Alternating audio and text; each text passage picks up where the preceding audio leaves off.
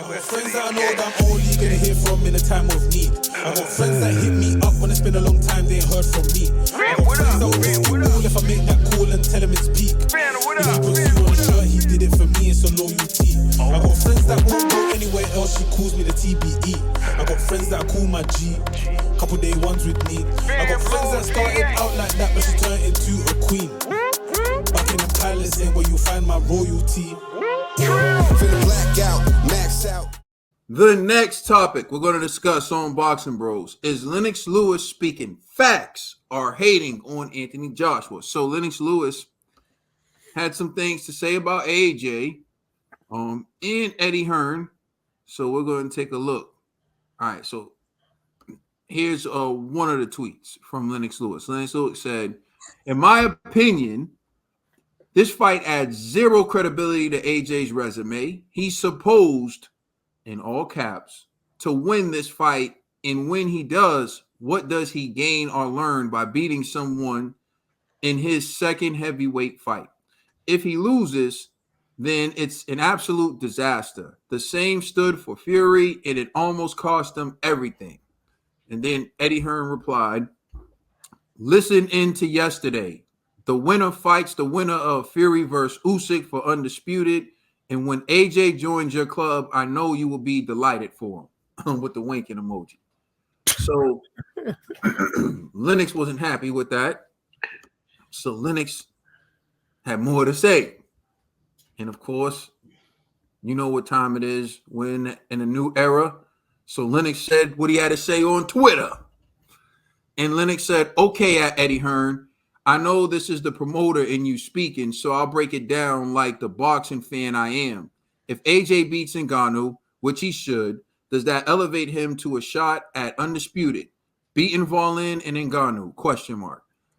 There's a much better case for the winner of hashtag Parker Zhang. And if AJ gets through Ngannou and Usyk wins undisputed, is the appetite for hashtag Usyk Joshua 3 out there? If Fury becomes undisputed, the man says he's vacating all the belts, but the WBC and ring, so Fury in effect becomes last undisputed until someone else can Thanos them back together. I still see AJ. I still want to see the AJ Fury and Wilder fight. Though I still want to see AJ fight Fury and Wilder. Those are big fights, but like I told Mike Tyson, if you keep fighting guys like Lou Savarese, you will never be ready for me. All right, so that's what Lennox Lewis had to say. He disrespected my man Savarese. But I'm gonna turn it over to G, man. What's your reaction to that? You think he's speaking facts or he's hating on Anthony Joshua? I'm gonna say this, man.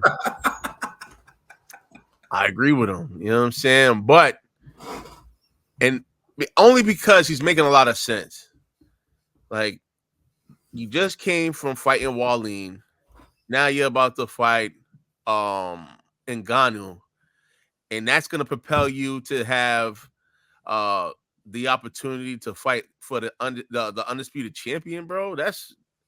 How is that even possible? You know what I'm saying? Like, so just that alone, I feel Lennox on that. Like, yo, come on, man. Like, nah, bro. That's like giving AJ too many shortcuts. And I like what he said. Like, yo, I would rather see Parker, the winner of Parker Zhang, get an opportunity at undisputed, because at least their avenue towards undisputed was much harder than Otto Wallin and Ngannou, who's in his second fight. You know what I mean? In heavyweight. I don't know. That just seems so weird. Like, how a Ngannou get to cut the line like that? You know what I'm saying? Like, I don't know. And Otto Wallin was clearly a tune-up. You know, and so, not saying that AJ doesn't deserve it, right? Obviously, you know, AJ's one of the few guys in the heavyweight division that deserves an opportunity for undisputed. But if Usyk does win, it's going to be hard to sell Usyk Joshua 3, you know what I'm saying? Because AJ didn't do that good, you know, in the first two. So it's kind of like, yeah, you're expecting the audience to do to pay for the very same thing again for a third time. Now, unless Saudi Arabia, they pick that fight up again. Hey, who knows? But I don't know if that's going to be as lucrative as they would want it to be. You know what I mean? And I'm pretty sure Eddie Hearn is aware that that's not going to generate as much money as let's say other fights like AJ versus Tyson Fury.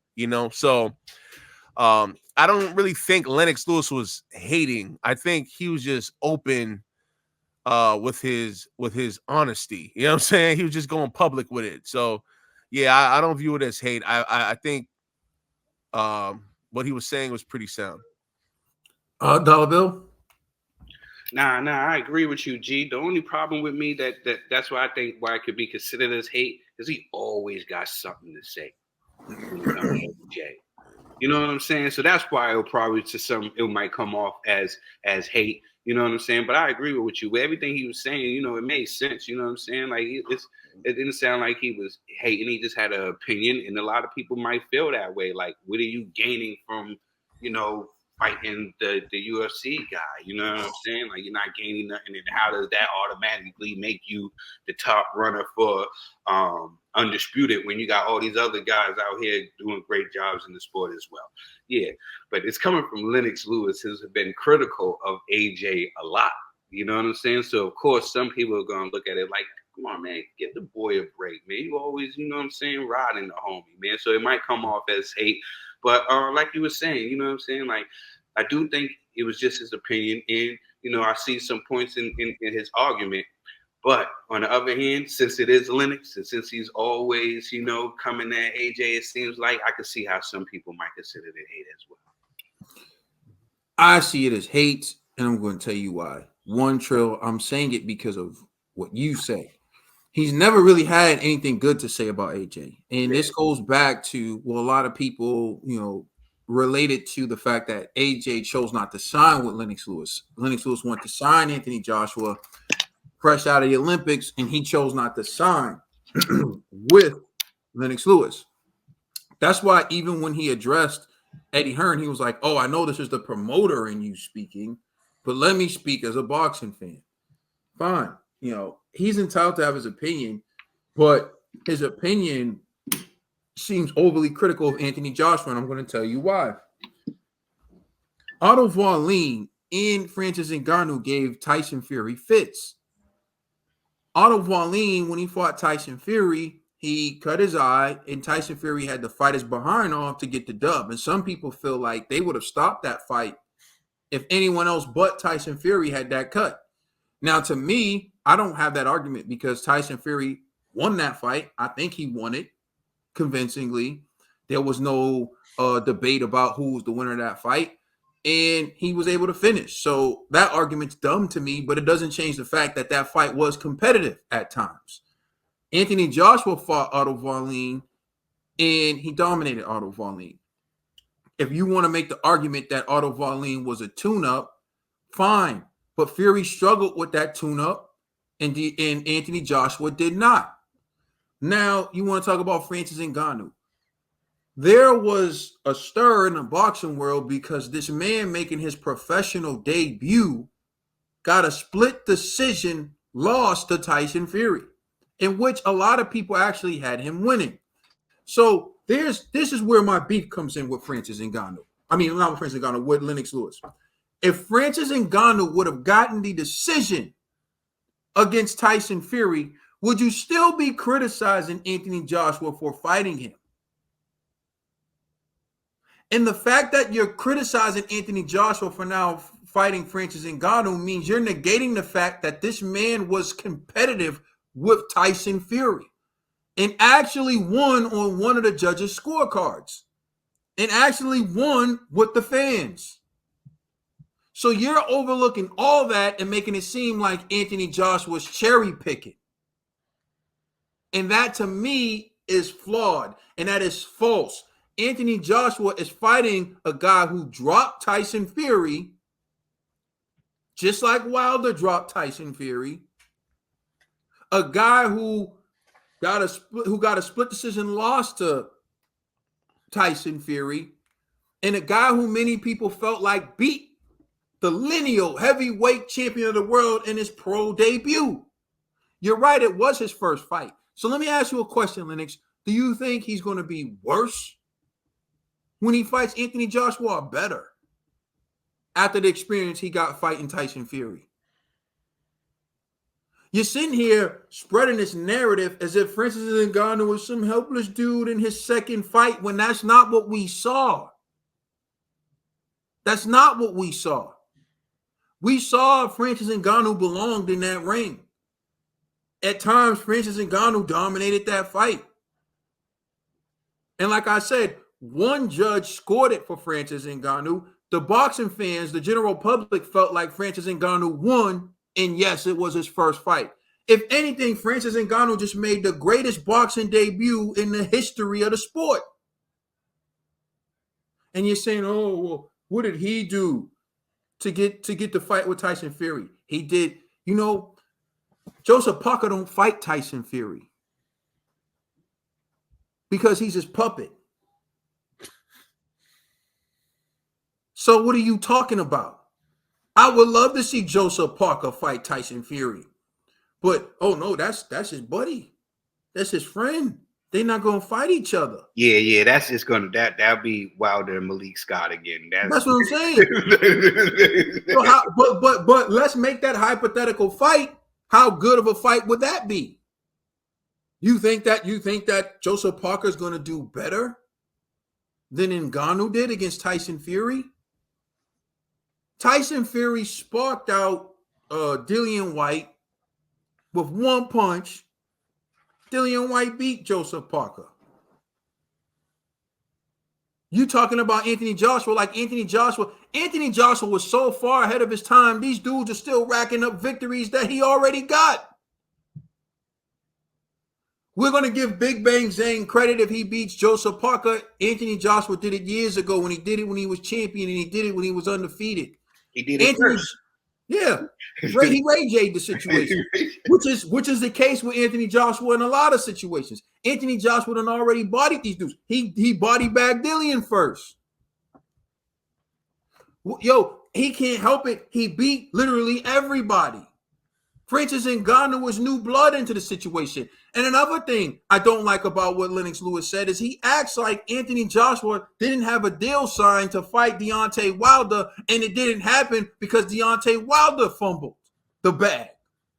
Deontay Wilder lost to Joseph Parker. And just to show you how unfair the criticism of Anthony Joshua gets, many people thought AJ would be the one to mess up the big fight by losing to Otto Varlin. No one saw Joseph Parker pitching the shutout and making Deontay Wilder look absolutely horrible, which calls into question how good and how impressive are Tyson Fury's victories over Deontay Wilder. So what is he talking about? It's not that, if you want to say he's speaking facts, he's not.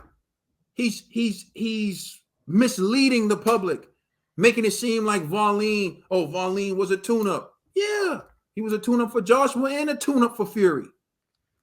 Joshua just made the tune-up look easier.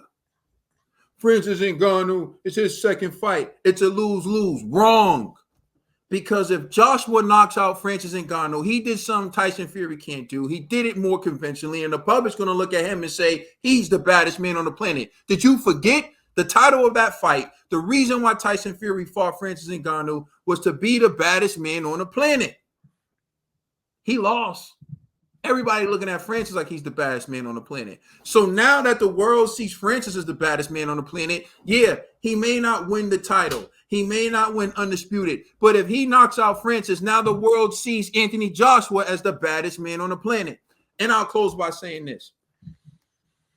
Is there people clamoring to see Anthony Joshua versus Usyk in a trilogy? No, not really.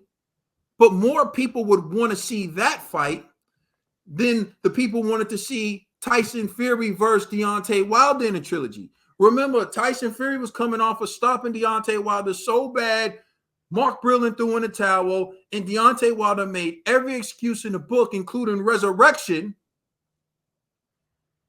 to say that he lost the fight. They had to bring the man back from the dead. He came back in the trilogy and he lost that. Anthony Joshua, he lost to Usyk twice, but they went the distance. Anthony Joshua wasn't on the floor with his cheeks spread like Wilder.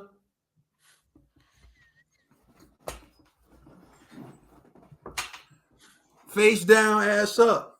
Yeah, you kill me, yo. You wild. You wild for that. The views and opinions. So if I say, yo, Katie, you're going too far. Views and opinions. They be like, yo, it's not Can we at least admit that I treat every fighter the same, regardless of gender, regardless of country, regardless of whatever? Can we at least admit that? Yo, Thank you. How Wilder catches strays? He already down. You know what I'm saying? Like, let that man rest. I was like, yo, when I saw that, I was like, am I watching boxing on the first 48? What's going on? It feels good to give Kaden his views and opinions, you know? That's a fact. Oh, man. I'll take it. You know what I mean? If that's what it means for me to bring the truth to the people, I will take the criticism. He said Wilder had his legs open like they were broken chicken wings, yo. You know what I'm saying? Crazy. Let us know how y'all feel in the comment section. Please like and subscribe. Check us out on Instagram and Twitter. And please check out our podcast on all major streaming services. Know you rock with the Boxing Bros.